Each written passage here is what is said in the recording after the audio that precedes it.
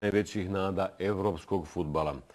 Mjesecima primamo e-mailove od naših gledalaca koji traže da posredujemo, nešto učinimo kako bi Miralem Pjanić zaigrao za Bosnu i Hercegovinu, kako bi dobio po hitnom postupku bosansko-hercegovački pasoš, kako ga ne bi vrbovala, uzela, namamila neka druga država. Od stotina e-mailova, tek da bismo prikazali strukturu onih koji hoće Miralema u dresu države, izdvajamo 3. 15-godišnji izbjeglica iz Tuzle, stanovnik Esbjerga u Danskoj, Dino Selimović, zatim žena, gospođa iz Australije, predsjednica Svjetskog saveza dijaspore Bosne i Hercegovine, Senada Softić-Telalović i naravno neizbježni BH fanatikosi sa koju god akciju zaigramo, tu i pobjedimo.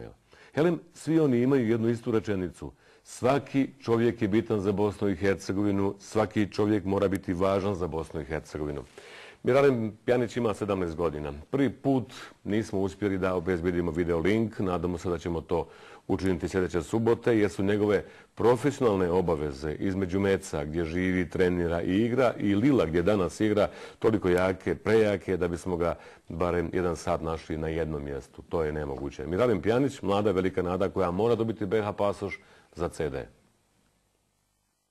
Rekao sam, ima 3 mjeseca da bi htio igrati za Bosnu i to mi je već prije želja bila.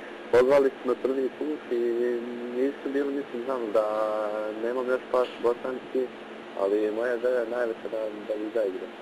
Teško i meni, pošto hoću da igram za državu od Bosne, ali ne mogu ja da odlučim, ali imaju ove druge države još što vidu da sa Bosnom nešto ne ide, pa me isto pitaju i ne bi možda čekao, hoću da igram za Bosnu, ali da mogu čekat, šta ja znam, da mogu da čekam godinu dana. Ekipa francuske mlade isto me zove i pričali su mi već, bio sam sa njima isto, ali rekao sam da bi dosad da čekam još. Ne mogu ja sad više ništa, mi smo sve predali, ja, otac, mati, sve smo predali papira, sad je njima tam savez da to uradi. Teško mi je što kad vidim ovi drugi da igraju za njihovu državu, ja ne mogu. I evo rezultat.